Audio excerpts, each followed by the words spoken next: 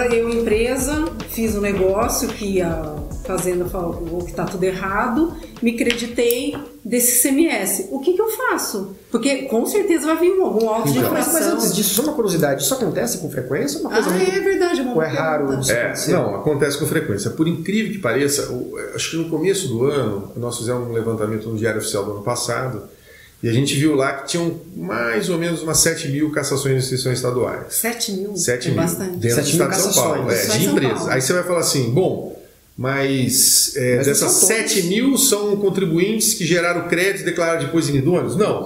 Uma parte delas são empresas que tiveram a operação encerrada e não deram baixa. Tá. Aí o fisco fiscaliza, vê que a empresa não está mais fazendo recolhimento, fica nativa por um período, ele caça essa inscrição porque ele precisa da baixa no sistema.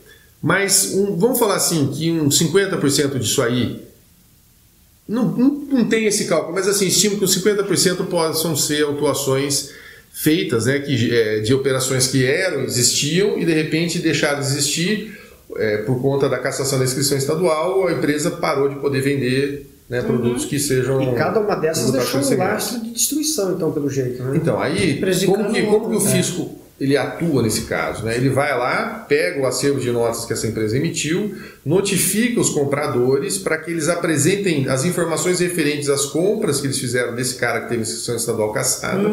Aí ele vê o número de notas fiscais que você reconhece das operações, né, que você teve com esse fornecedor e declara que aqueles créditos que vieram destacados nelas foram utilizados, eles eram inidôneos, então eles não poderiam ter sido utilizados. Como você utilizou, você tem que pagar esse valor. E como você utilizou uma coisa que não podia, ainda sofre uma multa absurda. Muitas vezes triplica o valor do ICMS que você se creditou. Ainda vem juros e multa. Multa, juros e correção monetária. Tem a pergunta que ela fez. O que o empresário tem que fazer uma situação dessa? Porque ele se vê num bico de sinuca, né? Porque não deu causa. Aí ele tem que buscar uma forma de se defender, né, provando que essa operação ocorreu, que ela é legítima, que ele comprou de alguém que podia vender, que ele pagou o valor de mercado, que ele recebeu a mercadoria, que ele revendeu, que ele transformou, no caso da indústria. Que ele não cometeu nenhum ilícito. Que ele não cometeu, que ele se creditou, pagou na saída, pagou a diferença, enfim. Que o ICMS, na verdade, o que a legislação do ICMS autorizava ele fazer, ele fez. Ele fez. Então ele está correto. E aí tem que demonstrar isso. Mas existem duas formas de você buscar, né, um meio de se livrar dessa multa, dessa autuação, né? Ô, Gustavo, mas pelo que eu estou entendendo, então, os valores são bem expressivos, né? São. A nossa experiência aqui no escritório, vamos colocar empresas de médio porte, faturamento que não é de uma multinacional, uma empresa familiar. Ela às vezes tem autos de infração com milhões, 2, 3, 4 milhões, muitas vezes de uma operação de crédito, de ICMS, o crédito em si era de 500 mil e o auto de infração chegou ali a passar de 2 milhões. Gente, né? Como é que faz para pagar uma coisa dessa? Não, sem pagar. Na verdade, se você for ver uma empresa que está trabalhando ali uma margem né, limitada de lucro, se ela não tiver um patrimônio para dispor, muitas vezes inviabiliza o pagamento, ela se endivida para sempre. Exatamente. Ela vai trabalhar dali para frente para pagar a auto de infração. E aí você vai falar assim, mas pô, é justo? Por quê? Ela acreditou no fisco. O fisco disse que o cara podia emitir nota, ele emitiu. Ele comprou o produto, pagou o produto, revendeu o produto, fez tudo certo. A legislação disse, o crédito entra, você usa para pagar o débito que vai sair na nota de saída, né? Mas daí a culpa é sua. Aí a culpa é dele. E aí você faz o quê? Bom, então vamos lá, né? Aquilo que não faz sentido não pode estar certo. Você tem que impugnar isso aí na esfera administrativa.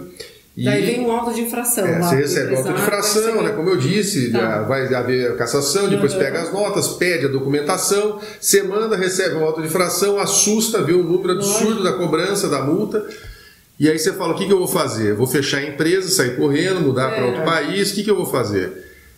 Primeiro, né, agora dentro daquilo que você tem de fato que você tem que fazer, né, você tem que primeiro pensar na possibilidade de apresentar uma impugnação no âmbito administrativo. Então você vai lá fazer uma defesa, né, isso é para suspender a exigibilidade do produto. Na verdade, o que você visa nessa impugnação é anular a cobrança, né, dizendo assim, olha, minha operação é legítima, eu preenchi os requisitos da lei, tal, meus documentos estão aqui. Olha, você me cobrou, mas eu não tenho que pagar. Aí você vai aguardar o julgamento. Mas aí que você diz da suspensão.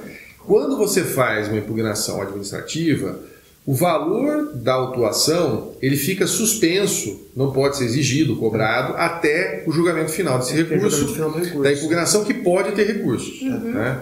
Agora você vai perguntar assim, qual a chance de êxito da impugnação em âmbito administrativo? É baixa.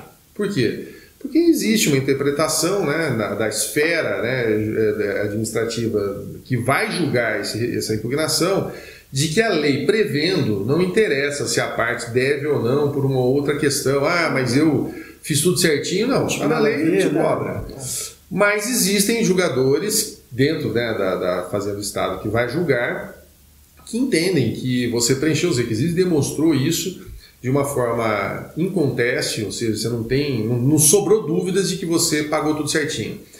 Mas é uma minoria. E para essa maioria que teve improcedência, você tem que recorrer ao Poder Judiciário. E o que você vai buscar no Poder Judiciário? A anulação do auto de infração. Aí você vai me perguntar... Você tem que recolher provas que você não cometeu. Aí, na verdade, você tem que demonstrar. Você vai ter que provar, então, que a operação realmente foi legítima, que existiu, né? Mas o entendimento do Judiciário é favorável ao empresário? Assim, vamos colocar que existe hoje um entendimento simulado, ou seja, o STJ emitiu uma súmula dizendo, né, que é um entendimento que ele quer cristalizar para que todo mundo aplique, né? O contribuinte de boa-fé que se creditou, né, tem créditos de ICMS declarados inidôneos, mas que ele fez a utilização deles antes da cassação da inscrição estadual desse contribuinte que vendeu para ele, ele pode se creditar e não vai ter que pagar isso aí para o fisco. Ou seja, o cara que fez certinho de boa fé, ele demonstrando que a operação é legítima, ele consegue anular a auto-infração.